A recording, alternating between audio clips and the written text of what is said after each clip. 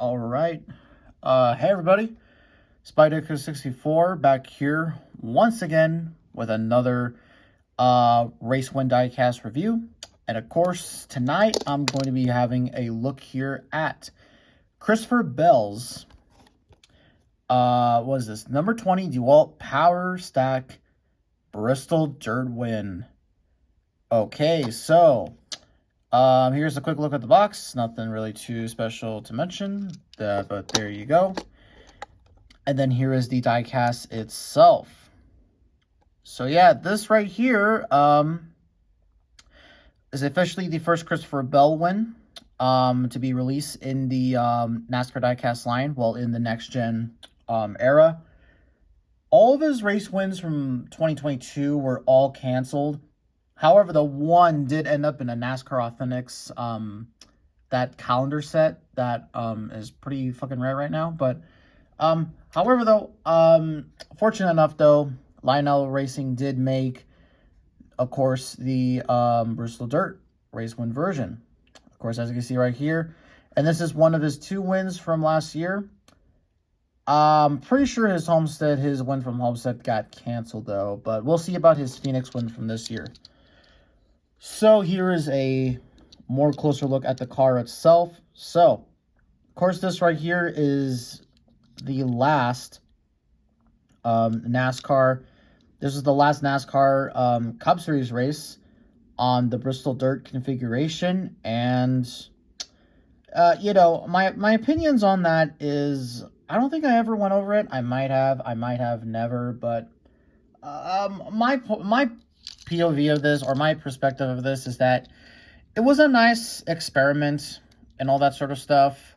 However, though, as just time kind of went on, I just kind of sort of, I don't know. I really kind of got, like, sort of just kind of tired of it. And hell, even, you know, SMI and pretty much NASCAR agreed to just have the normal concrete race back. And when they did, they actually had a really great race, of course, in 2024. And all that sort of stuff. But of course, you can see here, Christopher Bell, of course, a dirt, of course, he is a dirt racer. That's how he began his racing career. And quite fitting that he was able to win the Bristol Dirt race, the last NASCAR one at Bristol Dirt. And really, actually, for NASCAR racing on dirt, I mean, it's here's kind of my sort of thoughts on NASCAR racing on dirt. For the Cup Series, I mean, it's really not doable because it's just so expensive just to run the dirt races and all that sort of stuff. But for trucks, I think it totally works. Just do not go back to fucking Nashville, because that is, that was a really, really dark time. Really dark time. And also Fox Sports also being a bunch of retards. But anyways, though, of course, as you're looking around for the car, as I'm really giving you a overview look at the car, what's kind of odd is that this car doesn't really have, we'll get into the race win details here in a little bit, but if you really kind of look at it from, like, okay, this angle, kind of like that, then it kind of looks like a normal NASCAR release. But then, of course, as you just get into the details, it then just looks all, you can see things a lot more clear. So yeah, there you go. So with that kind of being said, let's go ahead and have a quick look, of course, at the sponsors. So on the name right here, you got Bell, the Toyota logo, and a pretty dirty front windshield. And then you got DeWalt Power Stack right there. Then, of course, on the front end, you have the Toyota Camry front nose right there. Let's see if I can get a close look. I'll use 2 hands here. So you got number 20, Jacobs Racing, Sunoco, and then you have the gunmetal gray rims for the tires, and you got Goodyear NASCAR Cup Series 75th anniversary logo. Here's the chrome plated number 20, looking really nice. I love that a lot.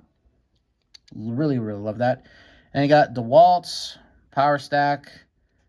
And then I can see Siemens, Mobile One. Yeah, all the contingencies down there. I'm not going to read them all just because, again, I don't really like doing that, admittedly.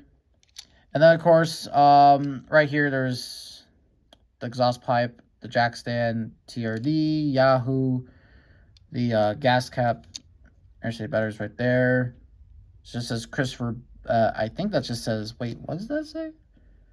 Or how's it spelled? I'm pretty sure it's just CBell.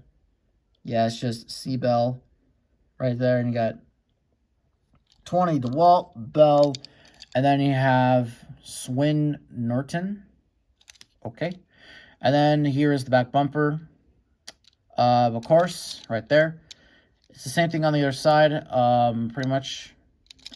And then here's an underneath look at the car. Of course, it says Toyota trademarks used with permission. And now let's go over the race win damage.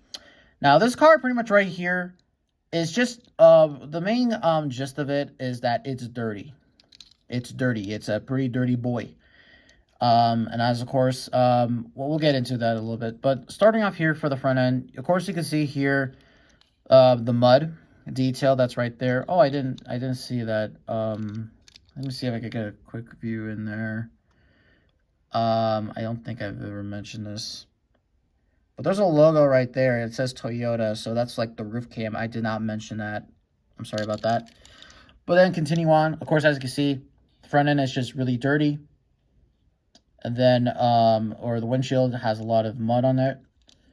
And then going here to the front, of course, you can see here, the front splitter is dirty here too.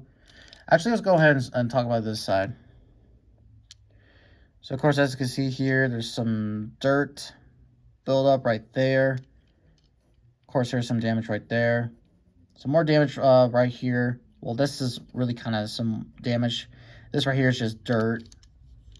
Then on the back here, you can see a little bit of dirt down there. And then, of course, on the back windshield, you can see a lot more dirt. And there's some more grime and all that sort of stuff on the bottom. So, I mean, it's not too fairly dirty, I guess you can say. I think the Kyle Busch one from 22 was more dirtier than this. I think so. It's over there, but I'm not going to go ahead and kind of grab it here. But, yeah, though. So, just for a little preference here, just to kind of tell you guys what's going to go on here. So, this is the last car that I purchased. As of right now, I've been having problems with eBay as of recently. And I am also still looking for NASCAR Authentics Winter Circle Wave number 5. Of course, I'm looking for the Joey Logano and also the Christian Eckes truck win. So I don't know what the next review will be. I cannot count on either of those being the next ones because I just haven't found them.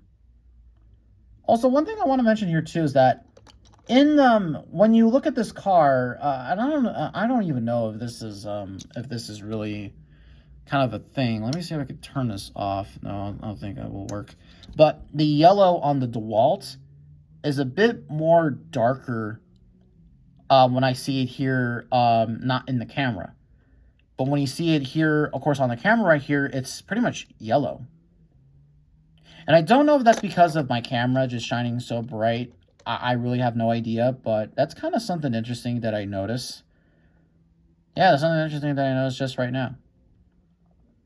But anyways, getting back to what I said before, if I do not get the Eckes and the Logano cars from that wave, if I don't find them by the end of the week or during the weekend, then probably expect maybe the Kyle Larson's North Wilkesboro win next. Probably that's going to be the next one. Again, I can't guarantee anything, but we'll see. So yeah, with that being said, hope all of you have a great weekend. And with that being said in mind, I will see all of you in the next video. See y'all later.